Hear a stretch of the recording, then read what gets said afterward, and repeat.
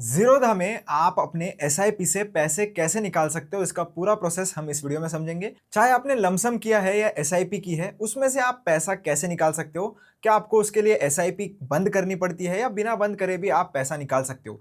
पैसा कितने दिनों में आपके बैंक अकाउंट में आ जाएगा? सब आपको इस वीडियो में पता चल जाएगा। तो चलिए डायरेक्टली प्रोसेस की ओर बढ़ते हैं। सबसे पहले आपको होम वाले सेक्शन में आना है, इधर जो आपको पोर्टफोलियो देखने के लिए मिलता है। इसके बाद हम चलेंगे इन्वेस्टमेंट्स वाले सेक्शन में। इन्वेस्टमेंट वाले सेक्शन में आपको आ जाना है पोर्टफोलियो में। तो पोर्टफोलियो में आपके पास जितने भी अलग अलग स्कीम्स होगी या जो भी आपके पास अगर 5 अलग स्कीम है तो सब वो आपको इधर देखने के लिए मिल जाती है। आपको जिसमें से भी या जिस भी म्यूचुअल फंड से पैसे निकालने हैं उसके ऊपर क्लिक करना पड़ेगा। अगर मान लेते हैं आपके पास 5 अलग अलग स्कीम्स है और पांचों की पांचों स्कीम्स में से आपको इकट्ठा पूरा पैसा निकालना है, तो आपको वो पांचों स्कीम्स को अलग अलग बार जाके विथड्रॉ रिक्वेस्ट जो है वो प्लेस करनी पड़ती है। तो जितना इस पर्टिकुलर स्कीम में आपने पैसा लगाया है, एक बार को इतना ही आप पूरी तरीके से निकाल सकते हो और वो भी विथड्रॉएबल होना चाहिए। अगर ईएलएसएस फंड्स नहीं है तो फिर उसमें लॉक इन नहीं होता है, आप जब चाहो तब पैसा निकाल सकते हो। बस एग्जिट लोड होता है, अगर आप एक स्पेसिफिक पीरियड के पहले पैसा निकालते हो तो उस केस में आपसे एग्जिट लोड लिया जाएगा। वो भी कैसे चेक करना है बताता हूँ। तो सबसे पहले दोस्तों, ये जो स्कीम है इसमें मैंने एक एग्जाम्पल के लिए 100 रुपीज़ इन्वेस्ट किया था। अब मान लेते हैं कि मुझे इसको निकालना है या इस पैसे को विथड्रॉ करना है।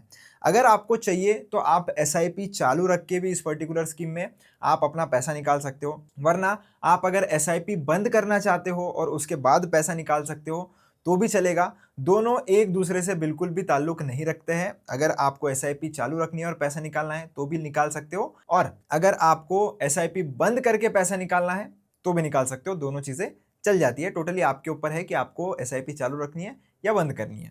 अभी एग्जांपल के लिए मुझे सिर्फ इसमें से पैसा निकालना है, तो मैं इसके ऊपर एक बार क्लिक करूंगा।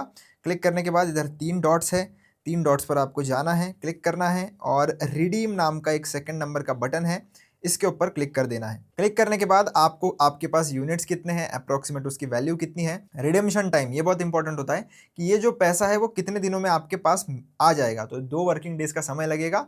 इधर लिखा हुआ होता है, आपको पढ़ लेना है। अलग अलग स्कीम्स के लिए अलग अलग हो सकता है, किसी में जल्दी भी मिलता है, किसी में थोड़ा लेट भी हो सकता है। एग्जिट लोड की बात करूं तो यही एग्जिट लोड होता है जो आपको देना पड़ता है। अगर इधर लिखा हुआ है कि 1% और 365 डेज के पहले अगर आप अपने पैसे निकालते हो तो उस केस में अगर आप 365 दिनों के पहले निकाल रहे हो तो एग्जिट लोड देना पड़ेगा।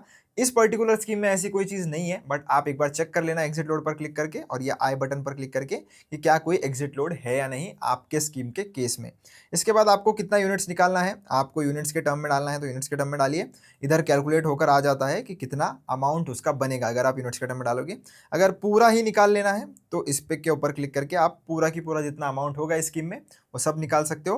कंडीशनल ऑर्डर भी आप लगा सकते हो। कंडीशनल ऑर्डर का मतलब होता है कि एनएवी जब स्पेसिफिक प्राइस पर चले जाए तभी आपका ये ऑर्डर प्लेस हो। ये समवॉट अराउंड जो हमारी लिमिट ऑर्डर होती है ना स्टॉक्स वगैरह में या ट्रेडिंग में हम जो लिमिट ऑर्डर लगाते हैं ये उस हिसाब से ही काम करता है। अगर आपको कंडीशनल ऑर्डर लगानी है कि मान लेते हैं कि जब ये 258 पे चले जाए तब ये ऑर्डर प्लेस हो जाए, तो आप 258 का वैल्यू इधर डाल दीजिए, ये इस हिसाब से प्लेस हो जाएगा जिस भी दिन ये एनएवी 258 रुपीज़ पे पहुंच जाएगी।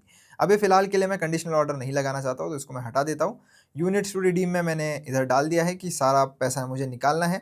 अभी आपको क्लिक करना है रिडीम के ऊपर। रिडीम के ऊपर क्लिक करके हम फिर से रिडीम के ऊपर क्लिक करेंगे तो जो भी अपना टीपिन का वेरिफिकेशन होता है वो आपको करना पड़ेगा। अगर आपका डीडीपीआई का फीचर एक्टिवेटेड है तो आपको ये करने की कोई भी ज़रूरत नहीं है, तुरंत आपकी ऑर्डर जो है वो प्लेस हो जाती है।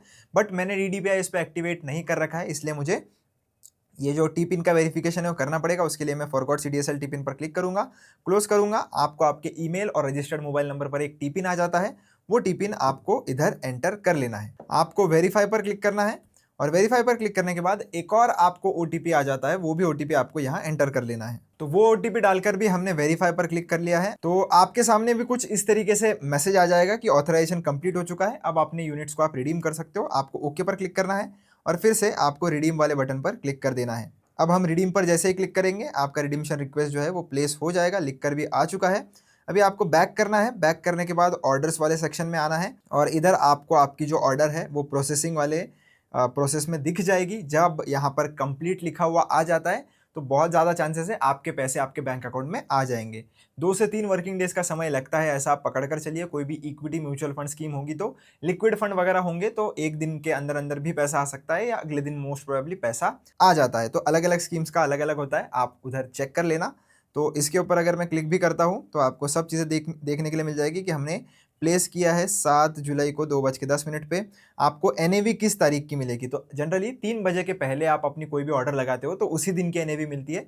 3 बजे के बाद लगाते हो, दोपहर के 3 बजे के बाद की बात कर रहा हूँ, तो फिर आपको अगले दिन की एनएवी मिलती है। तो ये म्यूचुअल फंड के कट ऑफ टाइम का एक रूल होता है। कंप्लीशन बाय, आप इधर देख सकते हो, 9 जुलाई 2026 का कंप्लीशन डेट दिखाया गया है और सेटलमेंट भी T+2 वर्किंग डेज की। तो लगभग 2 दिनों में ये सारा प्रोसेस कंप्लीट हो जाएगा। अगर आपको कैंसिल करना है तो आप यहाँ से क्लिक करके इसको कैंसिल भी कर सकते हो, जो पहले ऑप्शन नहीं था अभी है।